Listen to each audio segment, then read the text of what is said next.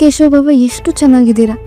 ಈ ಬರೀ OTP ವಿಷಯ ಮಾತ್ರ ಅಲ್ಲ, ಕೇಶವ್ ಬಾವ ನಿಮ್ಮನ್ನ ಎಷ್ಟು ಇಷ್ಟಪಡ್ತಾರೆ. ಅವರು ನಿಮ್ಮ ಹತ್ರ ಮಾತು ಬಿಟ್ಟಿದ್ರು, ಕೋಪ ಮಾಡ್ಕೊಂಡಿದ್ರು, ಆದ್ರೆ ಎಷ್ಟು ಬೇಗ ಎಲ್ಲ ಸರಿ ಹೋಯ್ತು ನೋಡಿ. ವಲ್ಲಭ ನನ್ನ ಹತ್ರ ಮಾತಾಡ್ತಿಲ್ಲ ಅಕ್ಕ. ಅವ್ನು ನನಗೆ ಬೆಸ್ಟ್ ಫ್ರೆಂಡ್ ತರ ಇದ್ದ, ಆದ್ರೆ ಈಗ ಜಸ್ಟ್ ಫ್ರೆಂಡು ಆಗಿಲ್ಲ ಅಕ್ಕ. ನನ್ನ ಒಂಥರ ಶತ್ರು ತರ ನೋಡ್ತಿದ್ದಾನಕ್ಕ. ನಾನು ಅವನಿಗೆ ಏನು ಅಲ್ವಂತೆ. ಪ್ರಪಂಚದಲ್ಲಿ ಯಾರೇ ಈ ಮಾತು ಹೇಳಿದ್ರು ನಾನು ತಗೊಳ್ತಿದ್ದೆ ಅಕ್ಕ, ಆದ್ರೆ ವಲ್ಲಭ ಹೇಳಿರೋದು ನಂಗೆ ತಗೊಳಕ್ಕೆ ಆಗ್ತಾ ಇಲ್ಲ ಅಕ್ಕ.